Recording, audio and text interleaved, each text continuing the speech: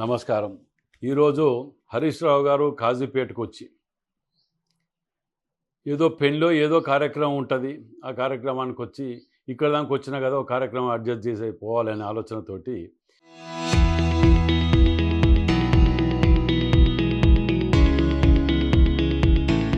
కాజీపేటలో coach factory గురించి వచ్చి మాట్లాడుతుంటే ప్రజలు నవ్వుకుంటున్నారు. 15 ఏండ్లు 10 ఏళ్ళు అయితే మీరు కలిసి సంసారం చేశారు కదా బీజేపీ బీఆర్ఎస్, ఏమి చేయగలిగినారు? వాళ్ళు చెప్తుండ్రు ల్యాండ్ అక్వైర్ అట మొదట వాళ్ళు చేసిండ్రంట కోచ్ ఫ్యాక్టరీకి కాజీపేట. దాని గురించి పొన్నా లక్ష్మయ్య గారు ఎండోమెంట్ మినిస్టర్ ఉండగా 20 కోట్ల రూపాయలు ఎండోమెంట్ కట్టి 53 ఎకరాలు ఫస్ట్ అక్వైర్ చేసింది కాంగ్రెస్ పార్టీ. దీని మీద చరిత్ర కాగితాలు ప్రతి ఒక్క కాగితం మీ ముందు పెడతా, తెలుసుకోండి. చరిత్ర తెలియకుండా మాట్లాడటం అలవాటు అయిపోయింది వీళ్ళది. దుష్ప్రచారాలకు అలవాటు పడిపోయినరు.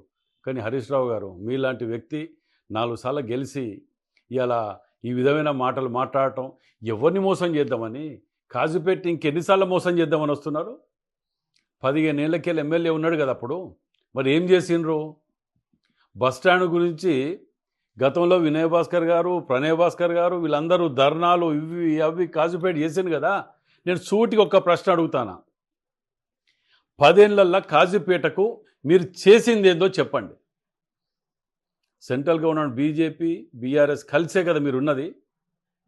ప్రతి తీర్మానం చేసి పంపింది ముందుగా దేశంలోనే డిమానిటేషన్ కానీ, జిఎస్టీ కానీ, అగ్రికల్చర్ బిల్ కానీ, ఏవి కానీ విధానానికి అసెంబ్లీలో బిల్ ఇది చేసేసి తీర్మానం చేసుకొని మీరు పంపింది మీరే కదా మద్దతుగా.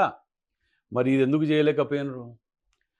కాజీపేటలో కోచ్ ఫ్యాక్టరీ గురించి విభజన చట్టంలో పొందుపరిచింది సోనియా గాంధీ గారు. గర్వంగా చెప్తున్నయ్యాల. ఇది తప్ప అడగండి ఎవరినే కానీ. పింక్ బుక్కులకి వెళ్ళి తొలగించే వరకు కూడా మీకు సోయి లేదు.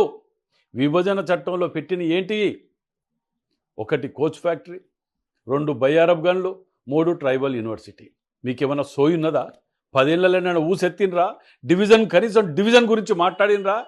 కాజీపేటని ఖతం చేసేసి అణగదొక్కి ఏమి చేయలేక ఆఖరికి 30 బెడ్ల హాస్పిటల్కు కొబ్బరికాయ కొట్టి మంత్రి వచ్చి కూడా పోయిండ్రు కదా. 30 బెడ్ల హాస్పిటల్ కూడా తెలియని మీరు ఇవాళ ఆల్రెడీ మీరు వచ్చేదో డబ్బాలు కొట్టుకొని పోవటం కాదు. ఆల్ పార్టీ జేఏసీ వాళ్ళు వీళ్ళందరూ కలిసి లోకల్ వాళ్ళకు ఉద్యోగాలు ఇవ్వాలని ప్రతి ఒక్కరు కోరటమే. కానీ మీరు కోరటం అంటే హాస్యాస్పదంగా ఉన్నది. నవ్వుకుంటున్నారు. మీరు చెప్పే పోరాటం ఏదైతే మాట్లాడులో ఆ హక్కు కంపల్సరీ కావాల్సిందే.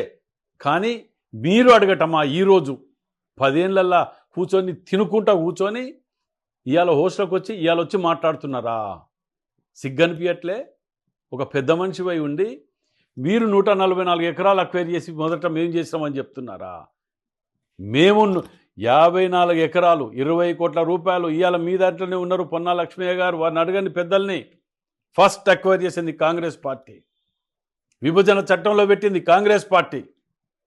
ఇవాళ కాజీపేటలో మీరు 15 ఏళ్ళు తేలేంది 2 ఏళ్లలో బస్టాండ్ కోసం జాగ తీసుకొచ్చింది కాంగ్రెస్ పార్టీ. అది మా గొప్పతనం. అది మీరు వదిలిపెట్టి పోయిన బ్రిడ్జు, కాజీపేట ఫాతిమానగర్ బ్రిడ్జుని 16.5 కోట్లు తక్షణం బిల్లు పట్టుకొచ్చి ఇవాళ పని స్టార్ట్ చేసి 2 నెలల్లో పట్టణ ప్రజలకు ఒప్పచెప్పబోయేది కాంగ్రెస్ పార్టీ. ఇది మా గొప్పతనం. మీరేం చేసిర్రో ఒక్కటి చెప్పండి. మేము ఇన్ని చెప్పినాం, తప్పైతే రోడ్డు మీద కూర్చుందాం. ఇన్ని చెప్పినాం కదా, మీరేం చేసిర్రో ఒకటి చెప్పండి. ఏమనంటే ఉద్యమాల పేరు చెప్పి బతకటం, సింపతి చూపెట్టడం, కుల మతాలను రెచ్చగొట్టడం, ప్రాంతీయ తత్వాలను రెచ్చగొట్టి మీ బతకంత సెంటిమెంట్ మీద బతకటమేనా? ప్రజలకు ఏమైనా చేసింది చెప్పుకొని బతుకుతామని ఆలోచన లేదా? రాదా? కానీ మిమ్మల్ని ప్రజలు క్షమించరు. దయచేసి మీరు హరీష్ రావు గారు, మీరు ఇంకా మాయమాటలు చెప్పి ఇంకా ప్రజలని ఏదో అగ్గిపెట్టలేదని గతంలో చెప్పిన చరిత్ర విధంగా ఏది పెట్రోల్ పోసుకున్నప్పుడు అగ్గిపెట్టలేదని చెప్పి చేసిన చరిత్ర తిరిగా ఇక్కడికి వచ్చి ఏదో రెచ్చగొట్టి చేయాలనుకుంటే సాగది. మీ చరిత్ర, మీ యొక్క బతుకుల చరిత్ర అందరి గురించి వరంగల్ జిల్లా ప్రజలకు పూర్తిగా తెలిసే మిమ్మల్ని పక్క కూర్చోబెట్టారు. 11 సీట్లు మాకు ఇచ్చి మిమ్మల్ని పక్క కూర్చోబెట్టారు. అది గుర్తుపెట్టుకోండి ప్రజలారా, వరంగల్ జిల్లా ప్రజలారా, మీరు అందరూ కూడా గుర్తుపెట్టుకోండి. మళ్ళా దోపిడి దొంగల ముఠా తిరుగుతున్నది, పిల్లల్ని ఎత్తుకపోయే ముఠా తిరుగుతున్నది. మరి వీళ్ళ దట్ట మనం జాగ్రత్త వహించవలసిన అవసరం ఉన్నది. ఎందుకంటే 20 ఏళ్ళు వెనుకపోయిన వరంగల్ ఉమ్మడి జిల్లాని రేవంత్ రెడ్డి గారి నాయకత్వంలో మళ్ళా మనం ఇవాళ అండర్ గ్రౌండ్ డ్రైనేజ్ కానివ్వండి, ఎయిర్పోర్ట్ కానీ, మాస్టర్ ప్లాన్ కానివ్వండి, అన్నీ కూడా ఇవాళ మనం సాధించుకొని వచ్చి మళ్ళీ మంచి వాతావరణంలో ముందుకు తీసుకుపోతుంటే ఇలాంటి ముఠా వచ్చి తిరుగుతున్నది కాబట్టి ఈ ముఠా పట్ల మనం జాగ్రత్తగా ఉండాలని విజ్ఞప్తి చేస్తున్నాం. Local to global news at your fingertips. మీ చేతిలో ఒక ఆయుధం. Download raw TV app. Media legend Ravi Prakash is back.